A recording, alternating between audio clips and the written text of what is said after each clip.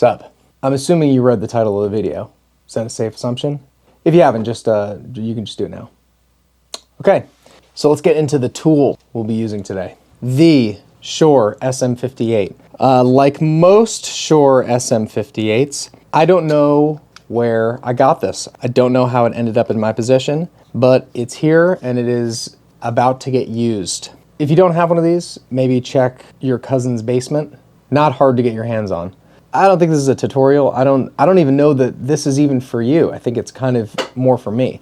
I've just been a little bit in the weeds over here, trying to figure out how I can upgrade the studio and get things sounding a little better. And what would make the biggest difference? Should I buy some Coles? Should I try to find some 251 clones? Should I buy some 414s?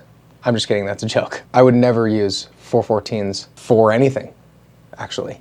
Sorry. But yeah, the point is, I just feel like I've deviated a little too far from why I started doing this in the first place when I was a kid. And I just want to be brought down to earth a little bit and do a little bit of an experiment to see, you know, how good can I get some cheap ass drums sounding with a cheap ass little mic. I think it's gonna be fun. When I started playing music when I was a kid, did I get into it to be obsessed with fucking old English made consoles? No. Anyway, enough yapping. Let's try this out. Let's just go for it, okay? This is our little experiment. So I just have this weird little guitar thing that I recorded last night, and we're gonna track some drums over it. By the way, should mention, not a drummer, never been a drummer, won't ever be a drummer. So there you go. Before you start fucking dragging me. We'll start with tracking overheads separately, then snare, then kick. Let's come up with a drum part that I can play. So see you in 2 hours. Okay, we're gonna start with overhead left. This room doesn't sound good. I'm gonna try to be a good boy. Keep this in phase for the most part. Okay, 4 feet. 4 feet on the dot, remember that. I don't know where to sit. I don't know like where, whatever.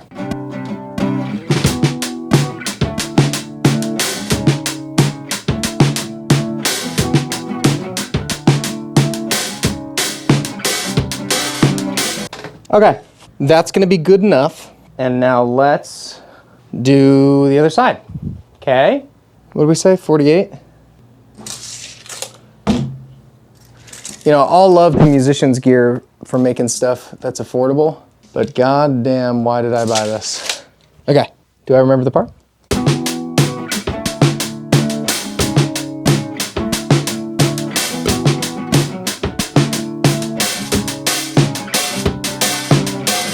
Okay, moving on to snare.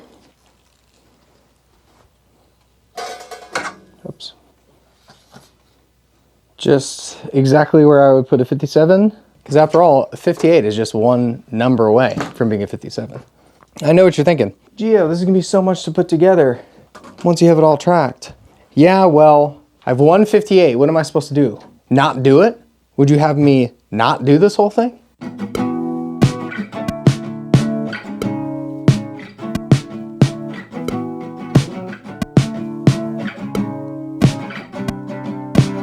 Okay, that's that. Okay, you've made it to the very special secret part of this video. I'm gonna show you a very top level industry secret mic placement on kick. Are you ready? Shield this. Be very secretive with how you're watching this in public.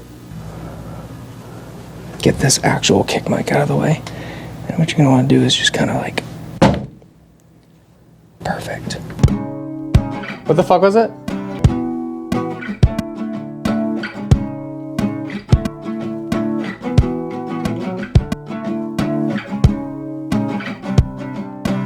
And that's gonna do it. Okay, now's the fun part. Now we gotta put all this shit together. Here we go.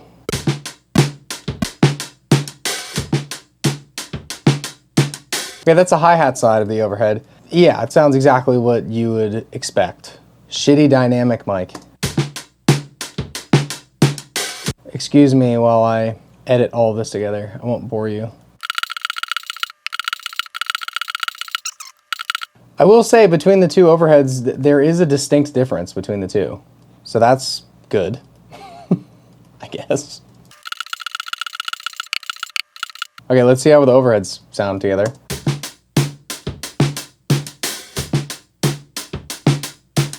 Yeah, there's definitely something off about them. They're like kind of phase canceling, and they're like the focus. Like you don't perceive the snare to be in the middle. You just kind of feel it to be everywhere. So I don't know. That we'll see what comes of that. But that's a problem for Geo in 3 minutes. Let's finish snare and kick before we do that.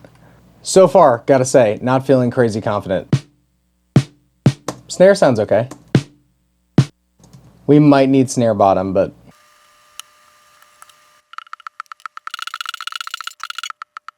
I am going to actually track snare bottom. Sorry. Sorry. Ah. Oh, beautiful. Let's do it. Shit. Shit.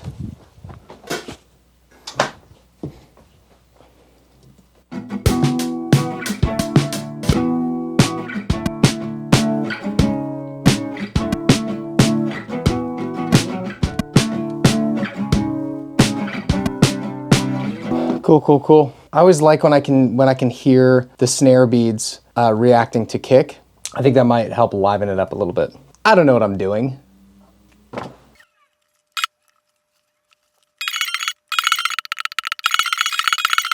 Okay, this is where I think the magic happens. Because right now, it's pretty unconvincing. So let's get phase working together here. So pretty bad. If you're not hip to auto align, get hip to auto align. It will correct the delay and polarity between two sources. So my snare bottom, I want to be perfectly in phase with my snare top. So on my snare top channel, I'm gonna send it out 1. And then on my snare bottom channel, I'm going to receive 1. And then I'll run it through detect while I loop it. So I'll loop it,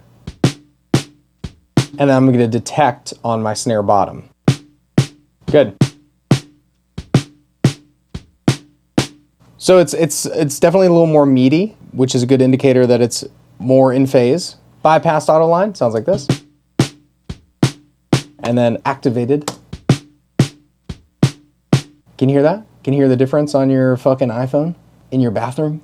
You sick fuck. I'm not really gonna worry about the kick being in phase with the overheads because I'm just gonna be shaving off all the low end on my overheads anyway. But I am going to get my overheads in phase with the snare and then with each other. So same thing, my overhead left, I'm going to receive 1, which is my snare top, and then I'll put them down the middle and see if we can tell the difference. So, and I know they're all played differently, but the phase relationship between the mics is still the same. So it does help.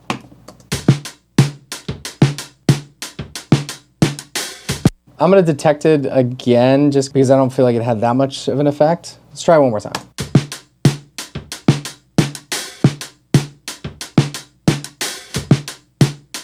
I actually think it's worse with the auto align, but I'm gonna at least send the signal from the left overhead to the right overhead to get those perfectly in phase and see if that does anything so that when they are in stereo, maybe they'll have a better shot at sounding good. Overhead left, sending 2. Overhead right, receiving 2.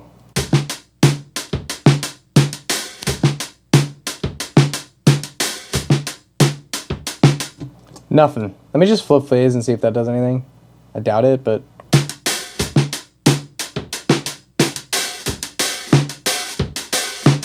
Okay, I have a feeling we're just gonna end up using one overhead and just doing like mono drums, but let's just do some quick individual mixing of these sources. So let's get the kick sounding good by itself. Let's start there.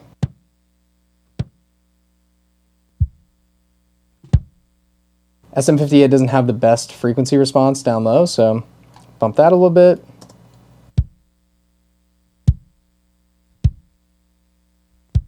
Get all that shit out of there. Pretty good. Very nice. I don't know that I need a whole lot of compression, but just to say we did. Let's go for some more vibe stuff. That's good for now. Moving on to snare.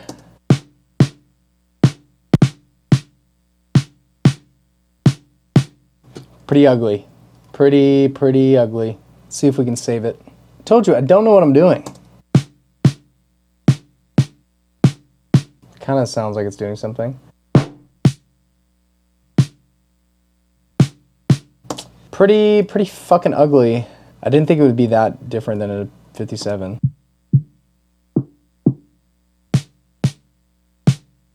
We can try an 1176, but I feel like it's just gonna make it even honkier. Where are my glasses? There we go. I mean, I guess that's better. See if we can just like smooth it out a little bit. All right, we're just gonna have to hope our snare bottom does the heavy lifting. Let's hear this. Yay! Oh shit.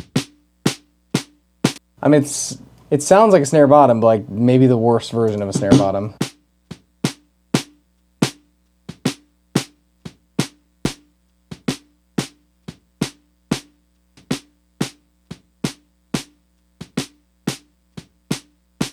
What do we think? Let's blend the bottom in with the top.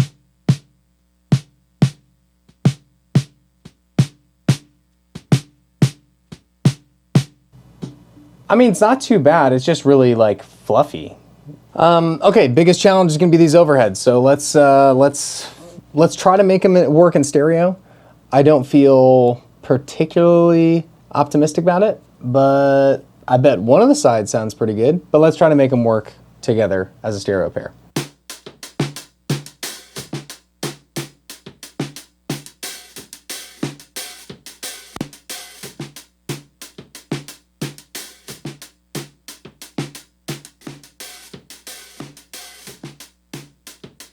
I mean, it's my only source of hi-hat, so I have to preserve them a little bit. Like, I can't absolutely smash them. In solo, they're not terrible. I will say they just kind of sound like a stereo room mic. Like, you can't really pick out where the hi-hat is or anything. It's just kind of like snares in both speakers. I'm gonna duck the overheads around the snare preemptively, because like if I don't, there's technically 3 of the same snare playing at the same time. So in an effort to keep the focus on our main snare, which is in the middle instead of off to the sides, maybe if I can shave off a little bit of the attack of the snare in the overheads, maybe it'll sound cooler. I don't know. I don't know, dude. I don't know what I'm fucking doing. I'm just as scared as you.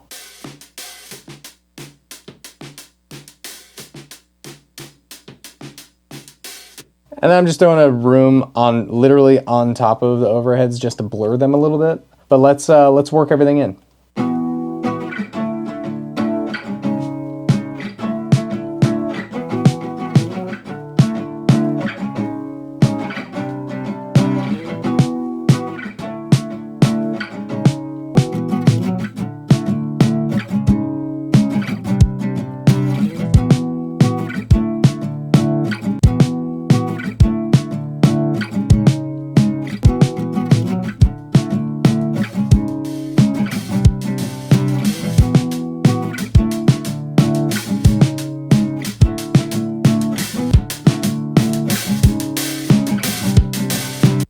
Okay, not bad, right? I'm just feeling like the overheads sound like crazy bright, brighter than a 414. Oh my God, have you heard those microphones? Have you heard the 414s? They're the brightest fucking thing ever.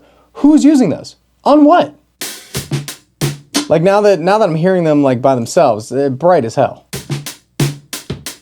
Am I wrong? I guess really what I'm going to these overheads for is ultimately hi-hat. I could track hi-hat with just a 58. Who on earth likes to track hi-hat? That's a good litmus test for serial killers. If you had to mic a hi-hat, what mic would you use? If their response is anything but mic a hi-hat, if they say, probably use an SM7B, lock them up. But if I had to, I would use an SM7B.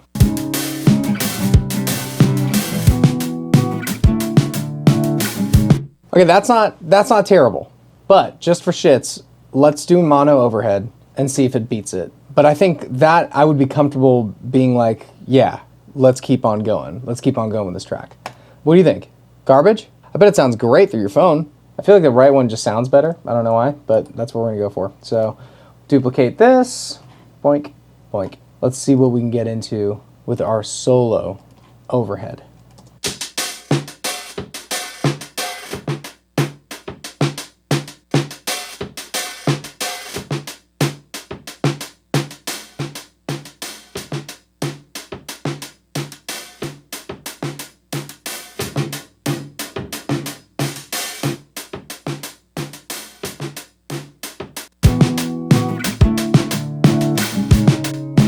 I think mono's the way to go. Are you having a good time? Do you like this? I usually don't do this type of stuff, so I'm figuring it out. Not too bad. Not too bad. I don't know, let's throw it into a little room. You with me?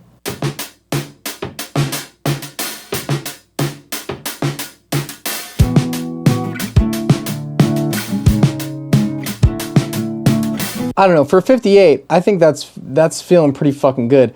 To be honest, the only part that just does not sound good is a so me, if I were making this song, which I am right now, I would just change the part to just those 2 bars, so it would be.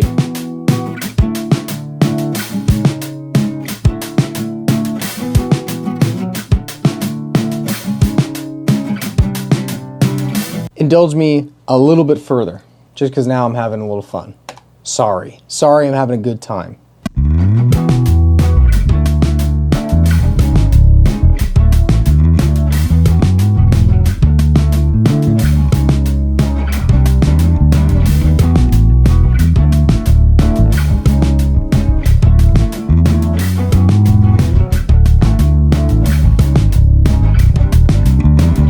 I'm sorry. I'm now going to use this microphone as intended. I'm only using a 58. Okay, sorry. I was having a little too much fun back there. But this is how our drums ended up, and some other stuff.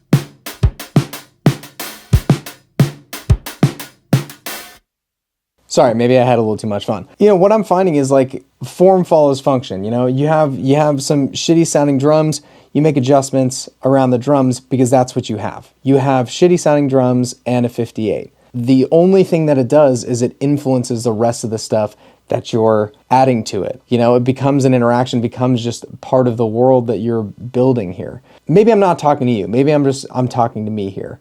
Oh, I don't want to start this thing until I have this specific piece of gear. Shut up. The only barrier of entry is just doing it. Doesn't matter what the fuck you have, you just do it. I don't want to start a new song until I have Coles, until I have fucking a 1073, until I have... Shut the fuck up. Stop acting like a fucking coward and do the thing you want to do, is what I would say to me. And to you if you're acting like a little coward. I want to hear what you're making. Make the thing. Sorry for being so aggressive. I'm sorry. That's all I got for you. Goodbye.